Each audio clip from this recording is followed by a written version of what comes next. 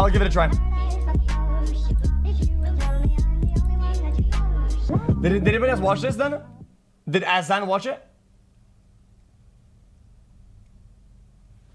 Just as the United Kingdom's unwritten constitution has evolved over the centuries, so has the role of the British monarchy. At present, different people are likely to see the purpose of the royal family in different ways. Many say its duty is to prevent the corruption of government and to remind elected politicians that a higher sovereign is always watching. Others say it simply makes financial sense, viewing its role as the British version of Disney World and asserting that it brings in more money than it costs the British taxpayer each year. Some, however, believe that it has no purpose, only the ridiculous notion of outdated traditions and class entitlement, and that the revenue from tourists is simply a myth, presenting the statistic that Chester Zoo has more visitors each year than Windsor. Wait, it's Patreon, you can't watch this. Guys, it's on Reddit. On Reddit it says it's Patreon content. Hazan literally was told off for watching it. Guys, people said it's not Patreon, they confirmed it. Castle. But whatever your views on the royal family are as a whole, it's always a good idea not to generalize, as each individual has their own moral compass and personal character. An example of the more virtuous side of the spectrum could be the two central princes. Prince William does a considerable amount of work for charity, which includes helping impoverished children in underdeveloped countries. That's nice. While Prince Harry volunteered to fight for his country and served 2 tours of duty on the front line in Afghanistan. Not to mention the meaningful significance of his matrimony in 2018, demonstrating to the world how far humanity has come, as the first person of black descent was welcomed into the royal family. The progressive symbolism of the royal wedding was truly remarkable, especially when you consider that interracial marriage was illegal in the United States no longer than 52 years ago. Yet where there is prosperity and promise, corruption and controversy are never afar, and we need to look no further than a single week to find a prime example. Many are already familiar with the current circumstances, but for those of you who aren't, here's a quick rundown. On the 8th of July 2019, 66-year-old hedge fund manager Jeffrey Epstein was arrested on charges of sex trafficking and child sex abuse. The story exploded into the worldwide media, mainly due to his high-profile social circle, which included Bill Clinton, Donald Trump, and Queen Elizabeth's son, Prince Andrew. But one of the more bewildering facts of the whole situation, and something most were unaware of, is that Epstein had already been convicted as a sex offender for over 10 years. Could you please give us your name? Jeffrey Epstein. Huh? Is it true, sir, that you have what's been described as an egg-shaped penis? One witness described your penis as oval-shaped and claimed when erect it was thick towards the bottom but was thin and small towards the head portion and called it egg-shaped. Those are not my words, I apologize. But as Mr. Critton has stated, that this is a...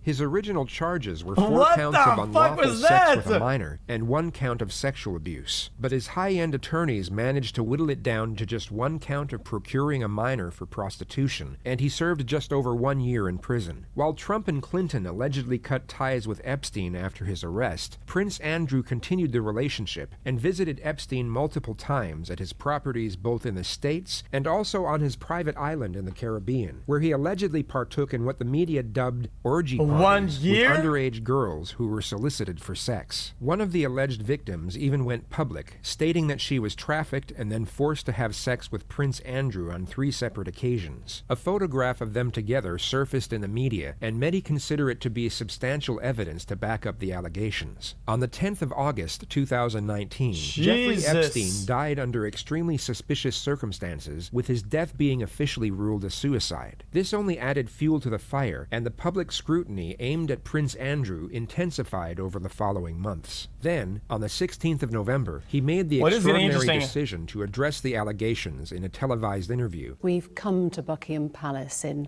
highly unusual circumstances. Wait a minute. We'd be discussing your work, your duty. We'll come on to that. But today, you've chosen to speak out for the first time. Why have you decided to talk now? Because there is no good time to talk about Mr. Epstein and all things associated. All of this goes back to your friendship with Jeffrey Epstein. How did you first become friends? How did you meet? Well, I met through his girlfriend back in 1999, who, and I'd known her since she was at university in the UK. And it would be, to some extent, a stretch to say that as it were, we were close friends. I mean, we were friends because of other people. This is known as defensive communication. He is responding in a defensive manner due to his own self-perceived flaw. The term a close friend is both subjective and ambiguous. Essentially, anyone can label a friend as not being close if they choose to interpret it that way, especially if it facilitates self-preservation. What's more telling is the fact that he felt the need to say it. If he was certain of his own innocence and morality, then he would be more likely to express concern over his own judge of character rather than attempting to downplay the relationship. It's also important to note his lack of conviction when making the statement. That's what they're all doing, though. And it would be, to some extent, a stretch to say that... It's always been crazy to me, dude, that any person who's been shown in a picture with them or whatever, or has been at his like island or whatever, they've all been like interviewed, and they're all like, oh yeah, that guy. Oh, is that the guy from the mall? Is that the guy? That's It's like, dude. As it were, we were close friends. I mean, we were friends because of other people. And I had a lot of opportunity it's just weird. to go to the United States, but I didn't have much time with him. I suppose I saw him once or twice a year, perhaps maybe maximum of 3 times a year. More defensive communication. He is now trying to downplay his frequency of visits by using the adverb only, as in, I only visited a convicted pedophile 3 times a year, so there's no way I can be guilty. The simple fact is that the frequency of visits are irrelevant. He could have visited once every decade and still committed an untold number of sex crimes against children. And quite often, if I was in the United States and doing things, and if he wasn't there, he would say, well, why don't you come and use my houses? So I said, that's very kind, thank you very much indeed. But it would be a considerable stretch to say that he was a very, very close friend. But he had the most extraordinary ability to bring extraordinary people together. And that's the bit that I remember, is going to the dinner parties. Instead of just saying, I remember going to the dinner parties, he was compelled to assert that it was all he remembered, essentially stating that anything else that may have occurred was inconsequential, and therefore couldn't have been nefarious. Where you would meet academics, politicians, people from the United Nations. I mean, it was a cosmopolitan group of what I would describe as US eminence. Was that his appeal then? Was that what you... This was a highly expressive and forcible reaction to such a simple question. Imagine if you were in his position, but completely innocent, void of any wrongdoing whatsoever. This would seem like just a normal question, and you would most likely respond in a casual manner. But if you were guilty, your thought process would be constantly focused on the immediate threat of the present moment. And this question could appear more like an accusation, which could be argued was the reason for Andrew's agitated response. Because you were perceived by the public as being the party prince. This is a very intriguing moment of the interview. The claim of him being the so-called party prince isn't a damning assertion. Liking to go out and party doesn't make you a bad person, and the claim is completely insignificant compared to the more serious allegations against him. He goes on to claim that the statement is untrue, but closely observe his demeanor and contortions. He becomes far more expressive in this refuting statement compared to the refuting statements made earlier, and the probable reason for this will be revealed in a moment. Was that something you shared? I think that's also a bit of a stretch. I don't know why I've collected that title, because I never have really partied. The question was non-incriminating, so it makes little sense as to why he would be so stuttery and spurious in his response. It could be argued that this was an attempt to portray his nonverbal cues while lying. He is essentially saying, look, this is how bad I am at lying, so any slightly less obvious tells at a later stage can be overlooked. I was single for quite a long time. Because it's not very incriminating. On top of that, I feel like a lot of people people could throw him under the bus for that. People could say, "Oh yeah, that guy, yeah, he was the party prince. It was self-proclaimed almost." Like people could, I don't know. But then after I got married, a lot of people, I was very happy.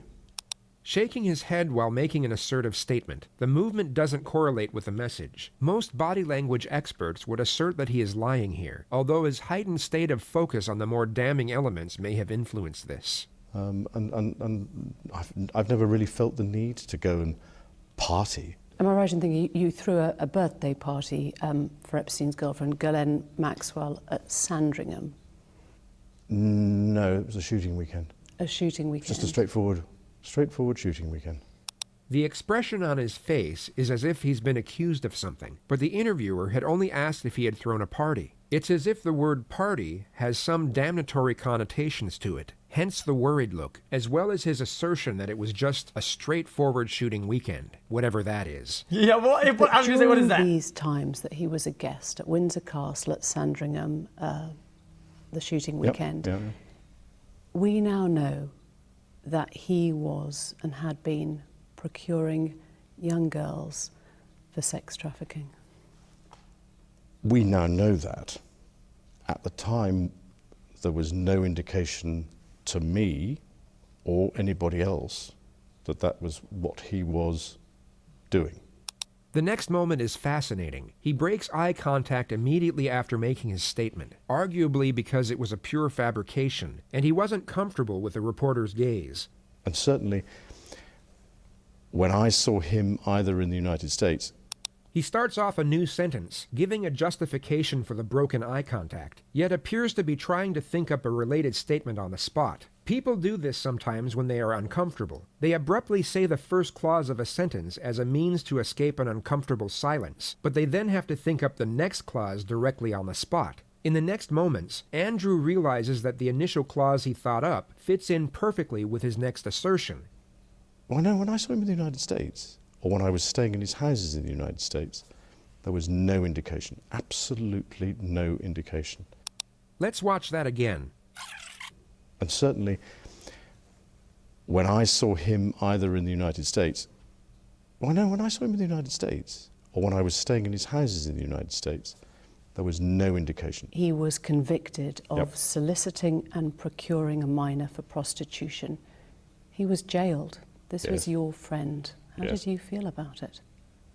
Well, I ceased contact with him after I was aware that he was under investigation, and that was later on in 2006. And I wasn't in touch with him again until 2010. So it was one of those things that if somebody's going through that sort of thing, well, I'm terribly sorry, I can't be...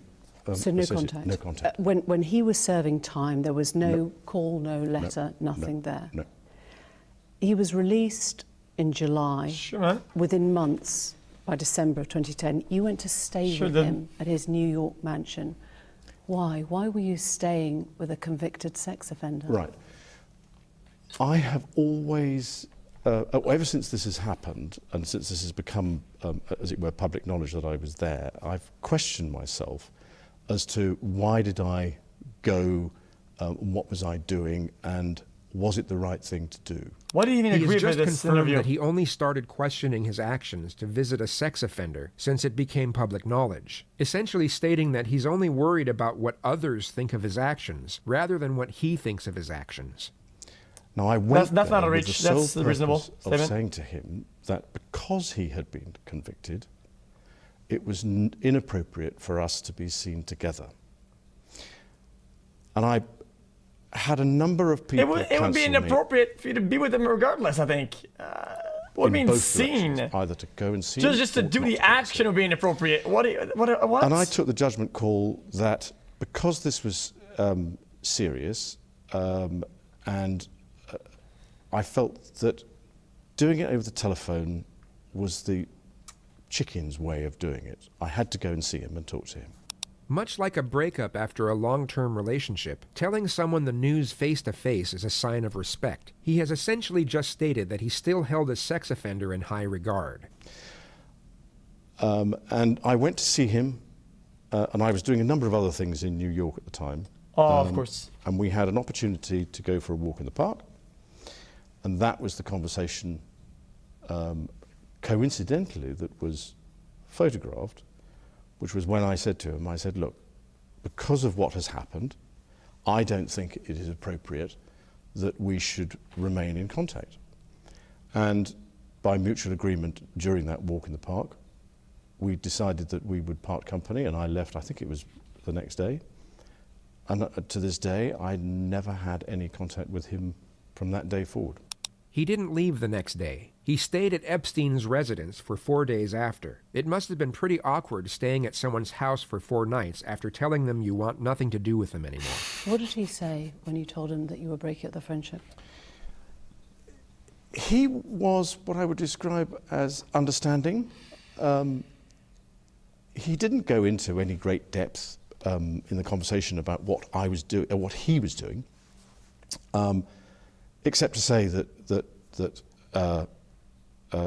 he'd accepted whatever it was, a plea bargain. He'd served his time, and he was carrying on with his life. You see what I mean? And I said yes, but I'm afraid to say that, thanks, man. that's as may be. But with all the attendant scrutiny on me, then I don't think it is a wise thing to do. This is also fascinating because the only person who can refute his statements is now dead. Yeah. And in Andrew's mind, he has free rein to come up with any justification he pleases, but he's about to be caught out. That was December of 2010. Yep. He threw a party to celebrate his release, and you were invited as the guest of honour. Oh, in 2010? That certainly wasn't a party to celebrate his release in December, because it was a small dinner party. There were only 8 or 10 of us, I think, at the dinner. Right. He once again seems to be very anxious and panicked by the word party. And according to Andrew, having up to 10 people over doesn't classify it as such, making it the more acceptable dinner with a convicted sex offender rather than the deplorable dinner party with a convicted sex offender. If there was a party, then I'd know nothing about that. You were invited to that dinner as a guest of honour. Well, I was there, so there was a dinner. I don't think it was quite as you might put it, but yeah, okay, I was there at a dinner, yeah. I'm just trying to work this out, because you said you went to break up the relationship. Did you just laugh? You stayed at that New York mansion several days. I'm wondering how long. But I was doing a number of other things while I was there. But you were staying at the house of a convicted sex offender. It was a convenient place to stay. Jeffrey Epstein's residence was in central Manhattan. Convenient. There were over 50 luxury hotels within a 1-mile radius. And it's not as if Andrew was strapped for cash. I've gone through this in my mind so many times. At the end of the day, with the benefit of all the hindsight that one can have, it was definitely the wrong thing to do. Mm-hmm. But at the time, I felt it was the honourable and right thing to do. Honorable? Even if his story was genuine, he has once again confirmed that he still held a convicted child rapist in high regard, someone clearly too respectful and dignified to just be cut off without a formal 4-day meeting at his mansion. And I admit fully that my judgment was probably coloured by my tendency to be too honourable, but that's just the way it is. No, it would be much more reasonable to say the opposite and say that your judgment is clouded by the fact that it's a little convicted sex offender. That would that could cloud your judgment sometimes, if not all the time. Too honourable. He went on the opposite side instead. This guy. Ah, yes, the struggles of being too honorable. If only it weren't for his abundance of honor, God forbid he could have done something like donate to a child sex abuse charity or bring public awareness to a similar cause. But no, he was far too honorable, so he made the honorable choice to take a secret 4-day vacation in a pedophile's mansion. Because during that time, those few days, witnesses say they saw many young girls coming and going at the time. There is video footage of Epstein accompanied by young girls. And you were there staying in his house, catching up with friends. If they were... More! I wasn't a party to any of that. I never saw them. I mean, you have to understand that his house, I described it more as almost as a railway station, if you know what I mean, in the sense that there were people coming in and out of that house all the time. What they were doing and why they were there, I had nothing to do with. So I'm afraid I can't make any comment on that because I really don't know. Another guest was John Brockman, the literary agent.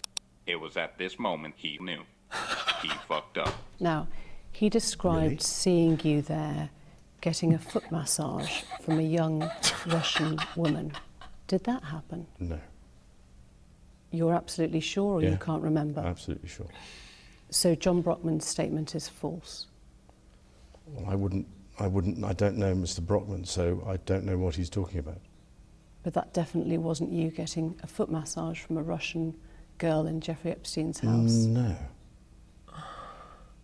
It might seem a funny way to break off a friendship, a 4-day house party of sorts with a dinner. It's an odd way to break up a friendship. It's a difficult way of putting it. That's a very stark way of putting it. Yes, you're absolutely right.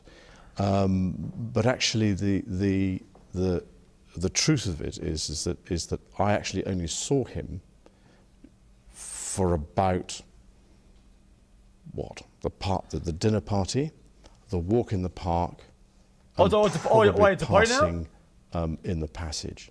Wait a minute. Wait a minute. I thought it wasn't a party. Wait, what happened?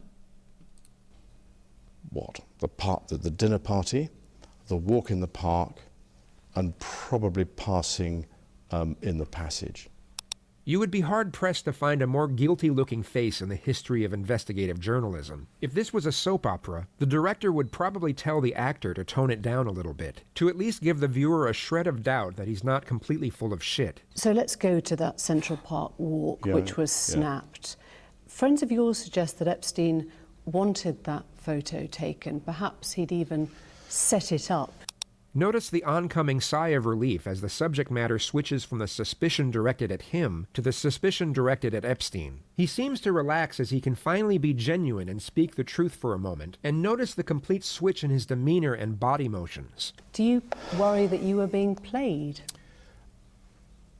Again, new information is coming out since his suicide has made us reappraise that walk in the park. He rambles on for as long as possible to keep the subject matter pointing away from himself, but the journalist doesn't take long to put him back on the spot.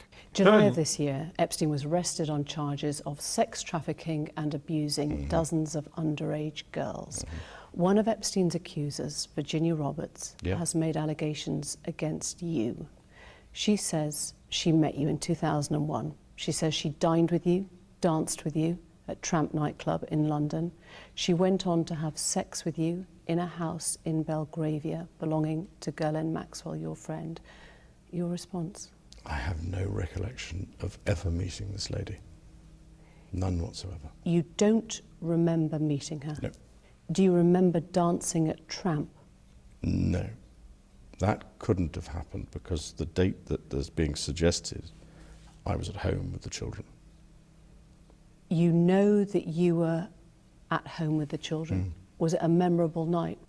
This was a brilliant question from the journalist, and similar to what a criminal investigator would ask during a police interrogation, although it would be posed in one word. Why? No. By asking the question in this manner... I think that's the problem. He definitely was with the children. Just I can't. She has given Andrew the awareness that the night you can't even joke about this. It's just, in order to be remembered. It's too dark. It seems obvious once stated, but this can be easily overlooked in a pressurized situation. And she has now virtually instructed him in how to respond correctly.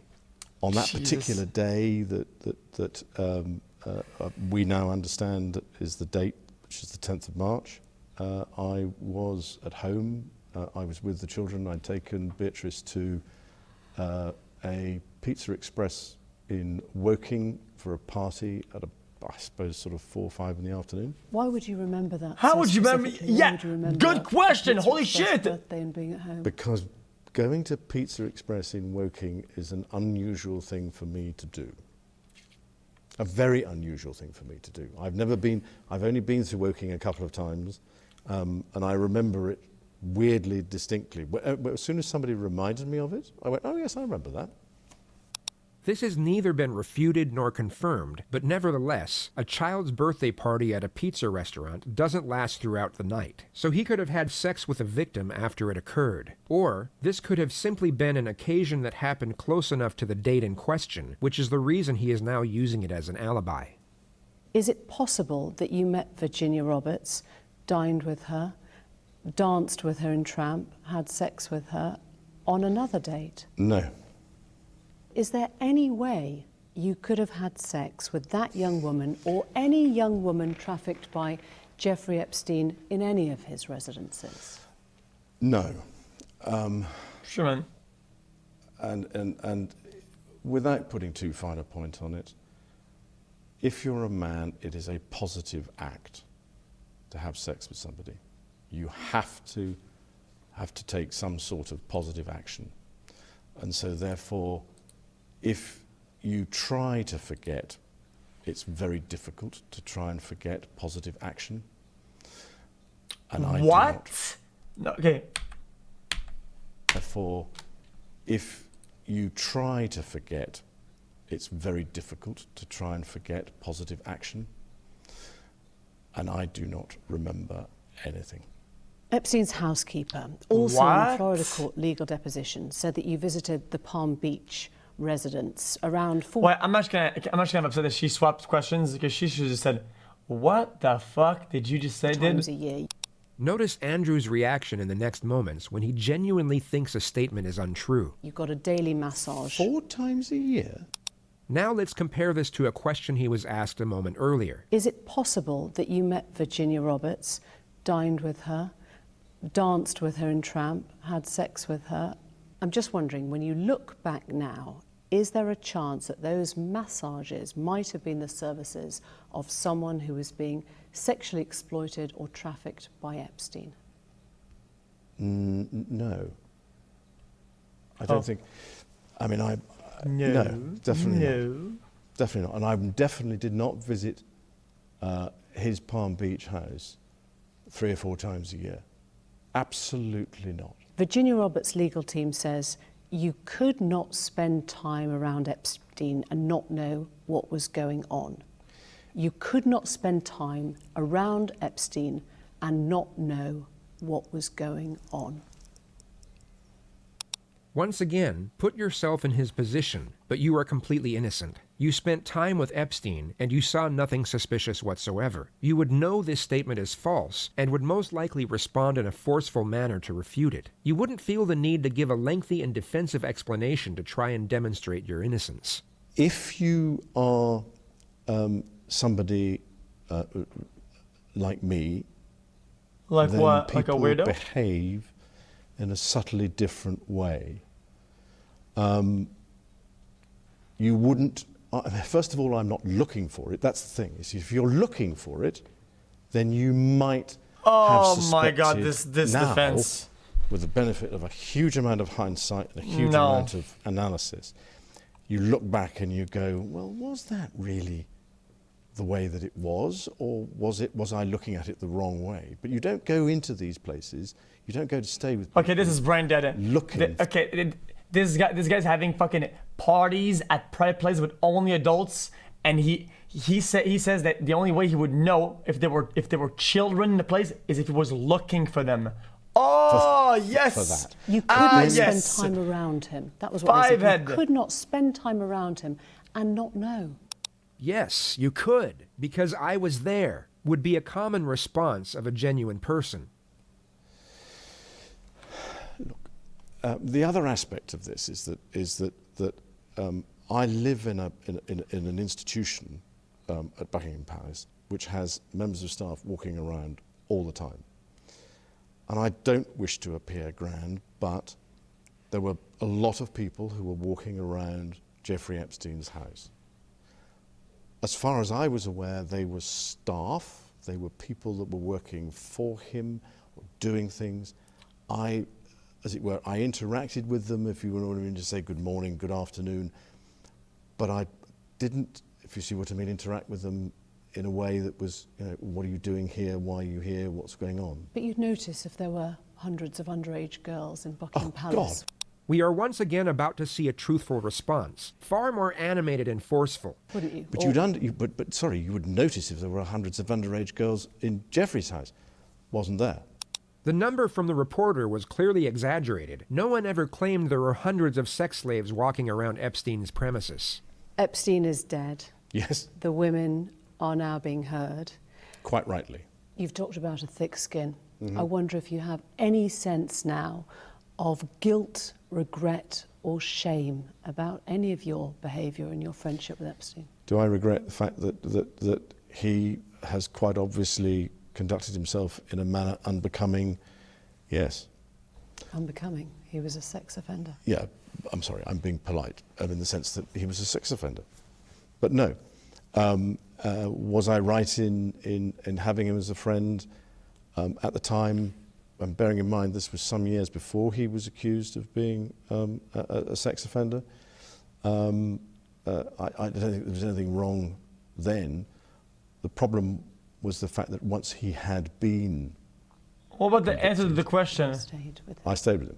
And that's the bit that as it were, I kick myself for on a daily basis, because it was not something that was becoming of a member of the royal family. And we try and uphold the highest standards and practices, and I let the side down. Simple as that. This interview has been exceptionally rare. You might not speak on this subject again. Is there anything you feel has been left unsaid that you would like to say? Oh, here it comes now. No, I don't think so. Damn. This was the perfect moment to express sympathy for Epstein's victims, yet he was too self-involved and focused on self-preservation to even realize it. This interview had been an attempt to salvage his reputation, yet backfired in a manner that his legal advisors most certainly would not have anticipated. Yeah, it is what it is. Who is this guy, man? Fucking no content on my screen, yikes. What? Like, what is this? How is this autoplay? Nice kickflip, asshole. That was trash.